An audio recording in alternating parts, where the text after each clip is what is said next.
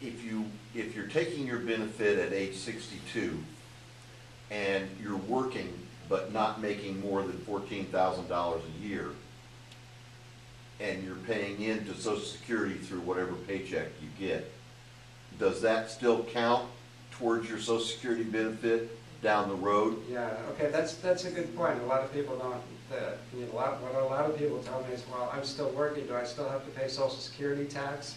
I'm glad you realize that. You keep working, you have to keep paying Social Security tax whether it benefits you or not. What we do at the end of the year, you get a W-2, it's reported. We'll look at the W-2, and if that's one of the highest 35 years, that year would be added into the computation of the benefit, and we would do what we call a recomputation and benefit you with that additional earnings starting January of the following year. And as long as you continued earning this, and as long as that was one of the years of 35 highest earnings, we would give you a recomputation of the benefit. You don't have to ask for it, it's done automatically.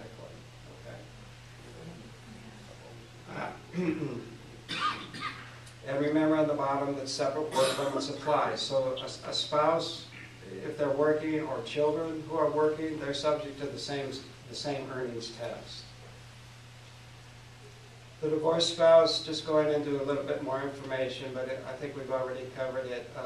It's important to remember that if the worker if you were married to someone and divorced, and that worker remarried, the worker's remarried isn't going to affect your divorced spouse's benefit. You're still eligible for that benefit, as long as you can prove to us that there was a 10-year duration of marriage. So the date of marriage to the final date of divorce, that has to be a 10-year period. Excuse me, regarding a divorce, if the woman, if after a divorce, and if she's receiving alimony, can she collect on his death benefit? Yeah, as soon if as she's not remarried. Yeah, if you didn't remarry prior to age 60, then you could collect on that former spouse's benefit once you reach at least age 62. Okay. You'd have to be age 62 to start collecting that benefit. Okay. But it could work the other way too. If he were to remarry, then the ex-wife would not be able to collect on his Social Security. Is that correct? As long as he remarried, and once the remarriage has a duration of 1 year, the current spouse could also collect on his Social Security benefit, and the divorced spouse would also collect. Okay. And there's no difference in payment, and the worker would receive the same amount. So a lot of people, I remember when I was taking Social Security claims years ago, people would come into the office and they really wouldn't want to give me information on their former spouse because they didn't want a former spouse collected on their record. They were scared to death that we'd reduce their Social Security. But it doesn't affect their Social Security. It's a completely independent benefit. It's a separate benefit. The divorced spouse just has to prove the duration of marriage requirement. Survivors' benefits can pay, instead of half of the benefit, 50%, they can pay up to 100% of the benefit. So if you're a surviving widow or widower, you could receive up to 100% on that former spouse's account, the one who passed away.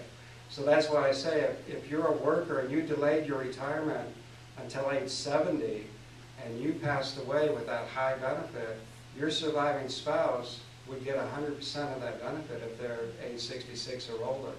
So that's one consideration about taking benefits early, because if you have a spouse who's potentially eligible to collect on your record, you might want to delay your retirement to give them a higher benefit.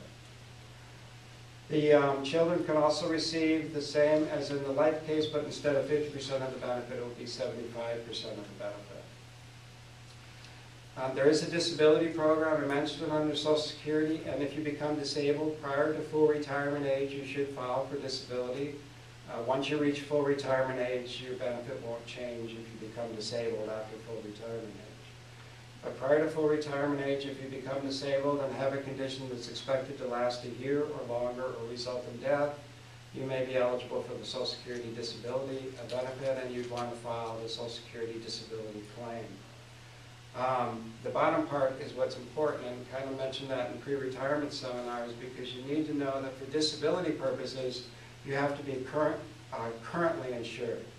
To be fully insured, you have to have that 10 years worth of earnings that I mentioned, but to be currently insured, from the date of disability, We go back 10 years and you have to show earnings in 5 years out of that 10-year period. So where it might be important is for a worker who retires at 55, makes no additional contributions to Social Security, and then becomes disabled at 61, they're not going to meet the 5 out of 10 year criteria, and they won't be able to get disability. They'll have to wait until they're 62 to get a reduced retirement benefit. So that's one consideration about disability for people who are thinking about retirement.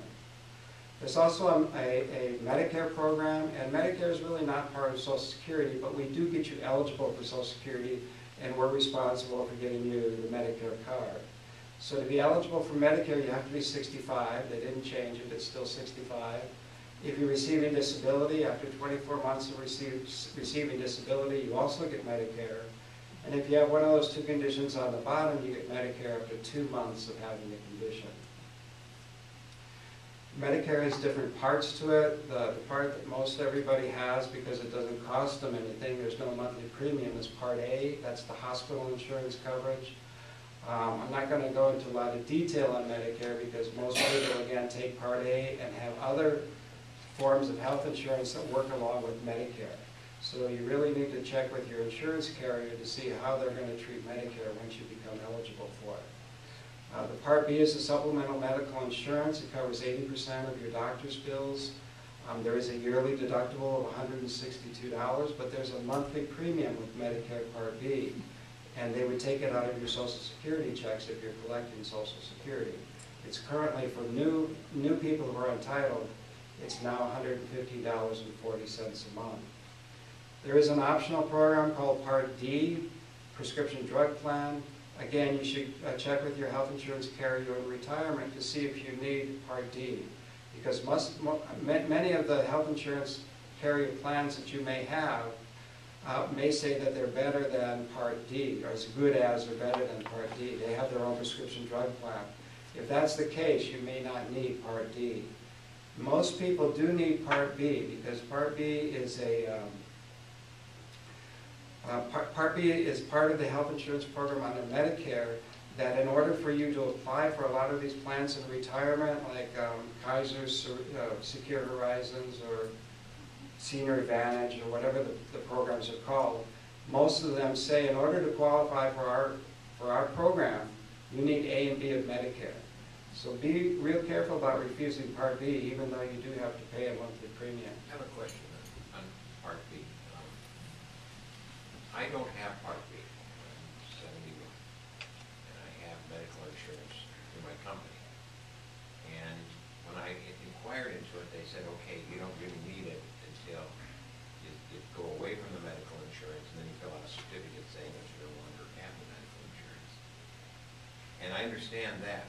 My question is you said that they raised it from 115 to 150.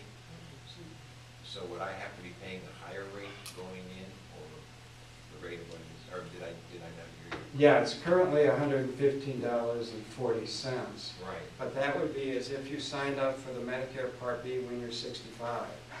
So if you take it at 70 or 71 and decide you want Medicare Part B, you may be subject to the premium penalty, which is 10% per year. No, because that's waived, because I currently have health insurance and... As an employee? As an employee. You're still employed? Yes, yes. So that would be waived. We'll talk about that real briefly. Okay. So let me get to that. Yes, sir.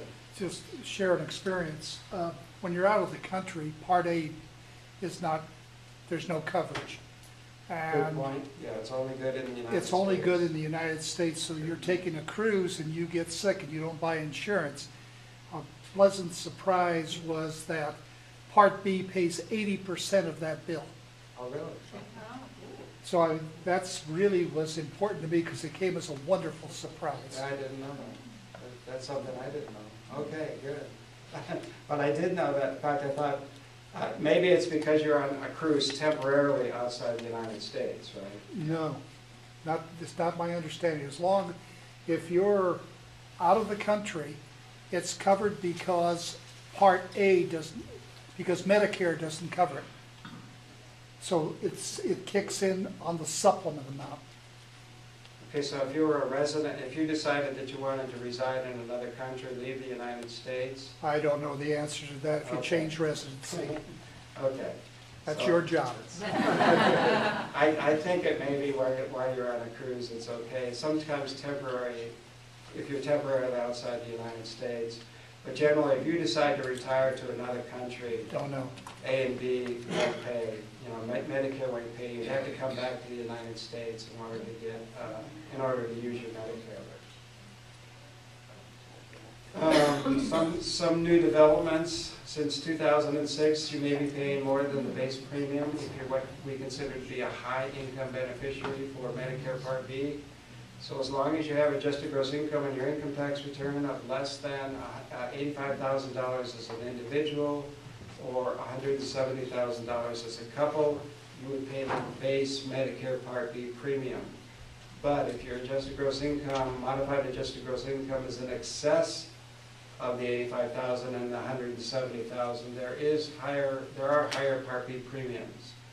If there's a change in your income, because we're looking at income for your Medicare payments this year under Part B from 2 years ago.